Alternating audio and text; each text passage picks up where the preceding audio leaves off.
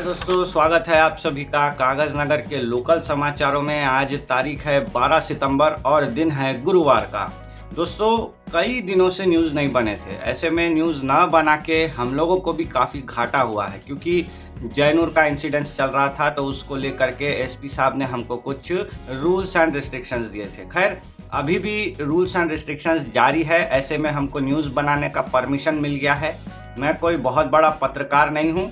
हम लोग जो है जस्ट तेलुगु पेपर्स में और न्यूज़ एजेंसीज में जो खबरें आती है उसको हिंदी में आप तक पहुंचाने का काम करते हैं, ताकि एक विश्वसनीय सटीक खबर आप तक पहुंच सके। उड़ती हवाई खबर हम आप तक नहीं पहुंचाना चाहते।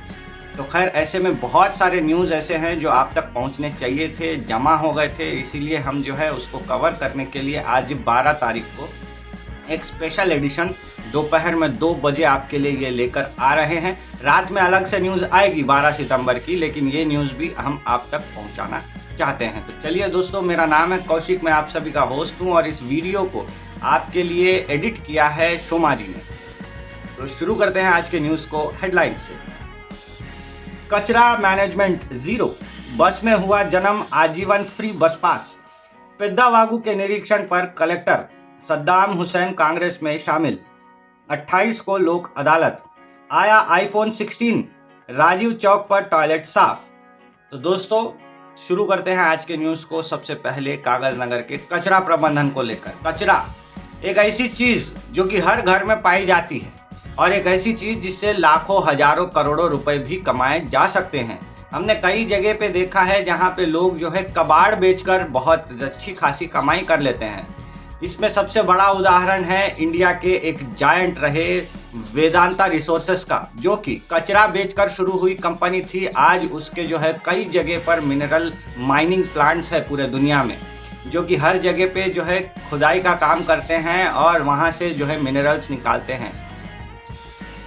कुछ 100 रुपए से शुरू हुई ये वेदांता रिसोर्सेस कचरे के दम पे आज लाखों करोड़ों की मालिक बन चुकी है। खैर, ऐसा बहुत कम केसेस होता है जहाँ पे लोग लाखों करोड़ों तक पहुँच सकते हैं, लेकिन कचरे से अच्छी खासी कमाई हो सकती है। ये चीज़ सरकार भी जानती है। इसीलिए सरकार ने क्या किया है, हर म्यूनिसिपैलिटी को, हर ग्राम पंचायत को कचरा मैनेज करने के लिए प्लांट्स दे दिए हैं। आपको पता ही होगा, आप जब कचरा डंपिंग यार्ड में जाओगे तब आपको देखने को मिलेगा वहाँ पे कचरा सेग्रीगेट करने की अलग अलग जगह है, रिसाइकल करने के लिए अलग अलग मशीनरीज लगे हुए होते हैं। लेकिन दुर्भाग्य है हमारा, ना कोई ग्राम पंचायत ना हमारा म्यूनिसिपैलिटी इस कचरे को कैश में कन्वर्ट करने की ताकत रख रहा है। दोस्तों, कचरा सेग्रीगेशन डंपिंग यार्ड में होना ही नहीं चाहिए। एक्चुअल कायदे से देखा जाए तो कचरा सेग्रीगेशन का काम हम लोगों का ही है। हम सभी के घर पे 2 कचरा का पेटी होना चाहिए, 2 डस्टबिन होना चाहिए, एक ब्लू कलर का, एक ग्रीन कलर का। ब्लू कलर के कचरे के पेटी में हम लोगों को सूखा कचरा डालना चाहिए, जैसे पेपर हो गया, कपड़ा हो गया, या फिर हमने शार्पनर यूज़ करके जो पेंसिल का छिलका है वो फेंक दिया। ऐसे सूखे कचरे ब्लू कलर के डस्टबिन में डाले जाने चाहिए। वहीं पे किचन के कचरे हो गए, बाथरूम के कचरे हो गए, इन सभी कचरों को जो है ग्रीन कलर के कचरे के पेटी में डालना चाहिए। इसे ग्रीन कलर मतलब हमारा जो गीला कचरा है ये सारा ग्रीन कलर के डब्बे में जमा होना चाहिए। फिर हमारे घर के सामने जो है कचरा जमा करने वाली गाड़ी आएगा, वो चाहे ट्रैक्टर हो या फिर टाटा एस हो या ई रिक्शा हो, उसमें देखेंगे आप 2 पार्ट्स बने हुए होंगे, एक ग्रीन कलर का कचरा डालने के लिए, एक ब्लू कलर का कचरा डालने के लिए। लेकिन हम लोग ना ही 2 कचरा पेटी यूज़ कर रहे हैं, कर भी रहे हैं तो जैसे हमको कचरा डालना चाहिए हम डाल नहीं पा रहे हैं। और कचरे गाड़ी वालों का तो क्या ही कहना, वो 20 सेकंड भी आके रुक गए तो बहुत बड़ी बात। तो ऐसे में क्या ही करेंगे हम लोग सेग्रीगेशन कचरों का। खैर, ये सारा कचरा जाता है हमारे डंपिंग यार्ड में। डंपिंग यार्ड की तस्वीर आप देख ही सकते हैं, फालतू में सब कुछ पड़ा हुआ है और इससे कुछ नहीं हो रहा, सिर्फ हमारे कागज नगर में प्रदूषण हो रहा है। कागज नगर का सारा कचरा एक जगह कुप्पा बन के जमा है, इसका कुछ नहीं हो रहा। इसका ना रिसाइकलिंग हो रहा है, ना इससे कैश बन रहा है, ना इससे हम लोग खाद बना पा रहे हैं। तो ये हालत है दोस्तों। कागज नगर म्यूनसिपैलिटी जिससे कई हजारों लाखों रुपए कमा सकती है, उस रिसोर्स को जो है फालतू में बंद करके रख दिया गया है। अब चलते हैं अगली खबर पे। ये खबर है बस से जुड़ी हुई। बस में आजकल महिलाओं का पहला पसंद है बस, क्योंकि महालक्ष्मियों को है पसंद फ्री की सर्विस, जिसमें बस जो है आप महिलाओं को फ्री में जर्नी करने का मौका दे रही है। तो ऐसा हुआ कि एक महिला गर्भवती थी, वो एम्बुलेंस के ज़रिए हॉस्पिटल तक पहुंचना चाहती थी, एम्बुलेंस मिल नहीं रहा था। ऐसे में उन्होंने क्या किया, आरटीसी बस में फ्री में बस जर्नी करके हॉस्पिटल तक पहुंचने की कोशिश की। लेकिन हुआ ऐसा चमत्कार कि बस में ही उन्होंने एक बच्ची को जन्म दे दिया। और इस काम में बस में जो कंडक्टर थी, महिला कंडक्टर, उन्होंने हेल्प की, जिसके वजह से उस बच्ची का जन्म हो पाया। अब ये लड़की जब बस में जन्म लेती है तो ये चीज़ जो है डिपो के ज़रिए हमारे मैनेजर तक पहुंच जाती है, जो कि आरटीसी के हमारे हेड हैं। वहां तक पहुंचने के बाद उन लोगों ने डिसाइड किया कि ये जो लक्ष्मी रूपी बच्ची जन्म ली है बस के अंदर, इसको जो है ज़िंदगी भर के लिए फ्री बस पास आरटीसी इशू करेगी। तो ये भी एक खबर है दोस्तों, ऐसा भी होता है। आरटीसी में कुछ लोग ऐसे भी सफ़र करते हैं जो आरटीसी में ही जन्म लेते हैं और उनको फ्री बस पास मिल जाता है ज़िंदगी भर के लिए। तो ये थी दूसरी खबर। अब चलते हैं तीसरी खबर की ओर, जो कि है पिद्दावागु से रिलेटेड।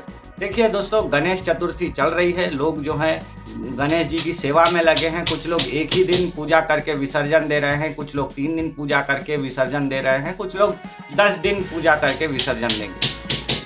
तो ऐसे में जो हमारा विसर्जन पॉइंट है पिद्दावागु का, वो सही रूप से तैयार होना चाहिए, वहाँ पे मैनेजमेंट सही होना चाहिए। ऐसी कोई अप्रिय घटना नहीं होनी चाहिए जिसमें कोई भक्त विसर्जन देने आया हो और डूब गया हो। और वैसे भी अभी बाढ़ का मौसम चल रहा है दोस्तों, पिद्दावागु में भी अच्छा खासा पानी है, इसीलिए कलेक्टर साहब कोई भी रिस्क नहीं लेना चाहते। कलेक्टर साहब कागज़नगर आए थे, आकर के उन्होंने ये जो विसर्जन पॉइंट है पिद्दावागु का, यहाँ पे और हमारा पंप हाउस के तरफ, एसपीएम पंप हाउस के तरफ और छोटे बड़े तालाब जितने भी है, सब जगह पे जो है विसर्जन पॉइंट्स का निरीक्षण किया। और वो चूँकि कागज़नगर आए थे, कागज़नगर की सब कलेक्टर जो हैं शुक्ला जी, वो भी उनके साथ में रहीं, उन्होंने भी सब जगह दौरा किया और जो है फटाफट से सारी चीज़ों का रिकॉर्ड तैयार करके अपने पास रख लिया। तो दोस्तों, उम्मीद है प्रशासन की तरफ से हम लोग जो है एक सेफ गणेश विसर्जन देखने वाले हैं। अब चलते हैं अगली खबर पे, जो कि है पॉलिटिकल। कांग्रेस पार्टी में शामिल हो चुके हैं सद्दाम हुसैन। दोस्तों, आप लोगों को पता ही होगा, हमारे कागज़नगर में एक नौजवान व्यक्ति जो कि इससे पहले हमारे काउंसिलरों के हेड यानी काउंसिल के चेयरपर्सन थे, उनका नाम था सद्दाम हुसैन। वो पहले बीआरएस पार्टी में थे, कोनप्पा साहब के साथ में थे। फिर उसके बाद उनकी कुछ खटपट हो गई, वो बीआरएस में ही रह गए और कांग्रेस पार्टी में कोनप्पा साहब शामिल हो गए। दोनों के बीच में बहुत ज़्यादा मतलब हाई टेंशन फाइट हुआ। अब ऐसा लग रहा है कि ये फाइट ख़त्म होने के कगार पे है। एमएलसी दांडे विट्ठल ने एक काम किया है कि सद्दाम हुसैन को बीआरएस पार्टी से निकालकर कांग्रेस में शामिल करवाया है। परसों कांग्रेस की एक बड़ी मीटिंग हैदराबाद में हुई थी, जिसके बाद में जो है सद्दाम हुसैन को कांग्रेस पार्टी में शामिल कर लिया गया है। अब पॉलिटिकल जानकार ऐसा बताते हैं कि पॉलिटिक्स में जो है, जो मुस्लिम धड़ा है कागज़नगर का, उसमें भी 2 ब्रेक हो चुके हैं। एक हो गया है दस्तगीर साहब का, दूसरा ब्रेक हो गया है सद्दाम हुसैन साहब का। दोनों के पास अपने अपने कैडर बन गए हैं। अब ये दोनों अलग अलग पार्टियों में थे, अभी दोनों जो है एक पार्टी में आ गए हैं। अब देखने वाली बात है कि आगे चल के म्युनिसिपल काउंसिल इलेक्शंस में क्या होने वाला है। अब चलते हैं अगली खबर पे, जो कि है लोक अदालत से जुड़ी हुई। दोस्तों, मर्डर, रेप जैसे बड़े केसों को छोड़ के जो छोटे मोटे केसेस है, जमीन के विवाद है या फिर चोरी चकारी के केसेस हैं, छोटा मोटा जो केस होता है, ये केसेस सॉल्व करने के लिए कोर्ट में कई दिन लग जाते हैं। ऐसे में सरकार ने जो है, हमारी जुडिशरी ने जो है एक नया सिस्टम तैयार किया था जिसका नाम है लोक अदालत। ये लोक अदालत क्या है? ये अदालत हमारी जो कोर्ट होती है उसके बाहर ही एक छोटा सा लोक अदालत लगाया जाता है। लोगों से बातचीत करके उसी दिन, एक ही दिन में जो है फैसले करवा दिए जाते हैं। तो ऐसे में लोक अदालत हर बार लगती है। इस बार भी 28 सितंबर को आसिफाबाद कोर्ट में जो है लोक अदालत लगने वाली है। इस लोक अदालत में आप जा सकते हैं, अपना छोटा मोटा जो भी केस है उसको जो है तुरंत वहीं पे सॉल्व करवा सकते हैं। तो अगर आपको ऐसा करवाना है तो बिल्कुल आप 28 तारीख को बगैर आप इसको मिस किए आप नोट कर लीजिए, अगर आपको कोर्ट में जाना है तो। इसमें भी आपको एक वकील हायर करना होता है। वो वकील जो है वहाँ पे जो जजेस बैठे हुए होते हैं उनसे नेगोशिएट करके तुरंत आपका केस राइट आउट करा देते हैं। अब चलते हैं अगली खबर पे, जो कि है आईफोन से रिलेटेड। दोस्तों, आईफोन का नया मॉडल आ गया है, आईफोन 16। ये तो कोई हल्की खबर है, ये मैं आपको क्यों बता रहा हूँ? ये मैं आपको इसीलिए बता रहा हूँ क्योंकि आईफोन ने एक बहुत ही गजब का काम किया है। आईफोन कंपनी ने ये किया है, एप्पल कंपनी ने, कि नया आईफोन लॉन्च तो कर दिया है, लेकिन पुराने आईफोन्स को जो है धीरे धीरे वो बंद कर रहे हैं। ऐसा लग रहा है कि जो पुराने आईफोन्स है उसके सॉफ्टवेयर को डाउनग्रेड किया जा रहा है, ताकि आप जो है वो पुराना आईफोन आपका अचानक से बंद हो जाए और आपको जो है नया आईफोन लेना पड़े। तो अगर आपके पास पुराना आईफोन है तो आपको बहुत ध्यानपूर्वक काम करना है। आप अभी से नया फ़ोन लेने की बात सोच लीजिए। और अगर आपको आईफोन 16 लेना है दोस्तों, मैं आपको उसकी प्राइसिंग बता देता हूँ। आईफोन 16 का जो बेसिक मॉडल है उसका प्राइस है 79,900, मतलब करीब करीब 80,000 रुपये, 100 रुपये कम, 80,000 रुपये। वहीं पे आईफोन 16 प्लस अगर आपको लेना है तो उसका रेट है करीब करीब 90,000 रुपये। और अगर आपको आईफोन 16 प्रो लेना है तो वो है 1,20,000 रुपये का। और अगर आपको आईफोन 16 प्रो मैक्स लेना है तो उसका प्राइस है 1,45,000 रुपये का दोस्तों। तो ये एप्पल कंपनी का नया प्रोडक्ट है। रेट सुन के आप लोगों के पसीने तो छूट ही गए होंगे। तो आईफोन जो है लॉन्च हो गया है, आईफोन 16। जो लोग मीम्स बनाते हैं, मजाक बनाते हैं आईफोन ख़रीदने के लिए किडनी गुर्दे बेचने पड़ते हैं, तो ऐसा रेट सुन के तो ऐसा लग ही रहा है कि ये बात सच है। तो चलिए चलते हैं अगली खबर की ओर। ये है राजीव चौक से रिलेटेड। दोस्तों, हम 2 दिनों से हमारे कागज़ नगर के म्यूनिसिपल कमिश्नर अंजैया जी के साथ में थे। उनके पास एक जो है प्रॉब्लम आया कि राजीव चौक पे एक पब्लिक टॉयलेट है। इस पब्लिक टॉयलेट के अंदर में जो है बहुत ही बदबू आ रही है, दुर्गंध आ रही है, इसको बिल्कुल साफ़ नहीं किया गया है। इसको साफ़ करने की अर्जी एक आई थी। लोकल लोगों ने बताया कि कई दिनों से ये डिमांड है कि इस टॉयलेट को जो है साफ़ किया जाए, लेकिन ये अंजैया जी तक पहुंचते पहुंचते काफ़ी देर हो गई। इसके बाद अंजैया जी ने क्या किया, तुरंत सैनिटरी टीम लेके वो पहुंचे राजीव चौक पे और वहाँ पे खुद रहते हुए उन्होंने राजीव चौक की जो पब्लिक टॉयलेट है उसको साफ़ सफाई करवाई। कायदे से ये वार्ड नंबर 30 के अंदर में आता है और वार्ड नंबर 30 के काउंसिलर का ये ड्यूटी है कि वहाँ का जो पब्लिक टॉयलेट है राजीव चौक का, इसको टाइम टू टाइम वो हर 2 दिन में एक बार साफ़ करवाए, लेकिन ऐसा बिल्कुल नहीं हो रहा है। अब वार्ड नंबर 30 के लोगों को काउंसिलर साहब से पूछना चाहिए कि क्यों आप ऐसा कर रहे हैं कि आप इस पब्लिक टॉयलेट का रखरखाव नहीं कर रहे हो। खैर, ये तो हो गया टॉयलेट साफ। अब उसके बाद क्या हुआ, हमने अंजैया जी से पूछा कि और क्या हालात हैं हमारे कागज़ नगर म्यूनिसिपैलिटी के। तो उन्होंने कहा हम तो कचरा सेग्रीगेट करके रिसाइकल करके पैसा कमा नहीं रहे, वो हमारा एक इनकम सोर्स बंद हो गया।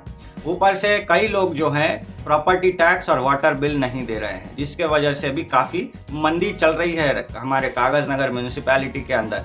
तो उन्होंने हमारे माध्यम से कहा है कि प्लीज़ आप अपना जो वाटर बिल है और प्रॉपर्टी टैक्स है बिल्कुल समय पर भर दीजिए, अदरवाइज़ ये बढ़ता चला जाएगा, आपको भरने में काफ़ी दिक्कत होगी। ऐसा भी हो सकता है आपको ये बिल भरने के लिए, प्रॉपर्टी टैक्स भरने के लिए कहीं से उधार लेना पड़ जाए। तो ऐसा मत कीजिए, छोटे छोटे बिल से पहले ही इसको क्लियर करवा दीजिए।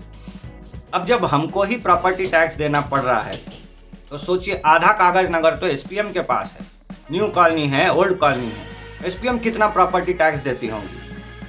एसपीएम के ऊपर करोड़ों में प्रॉपर्टी टैक्स है, लेकिन वो पेंडिंग है। अभी तक एसपीएम मैनेजमेंट ने हमारे म्यूनिसिपैलिटी को ये बिल जो है नहीं भरा है, ऐसा म्यूनिसिपल अथॉरिटी ने हमें बताया। भरेंगी, बातचीत चल रही है उनसे, भर जाएगा जल्द ही, इसको लेकर भी उम्मीद जगी हुई है।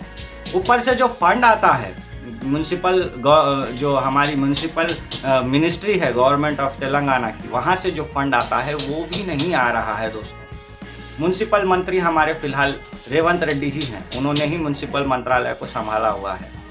रेल मंत्रालय भी उनके पास है, म्यूनिसिपल मंत्रालय भी उनके पास है, चीफ मिनिस्टर भी वही हैं। ऐसे 17 मंत्री वो खुद हैं, 17 मंत्रालय की चाबी उन्हीं के पास में है।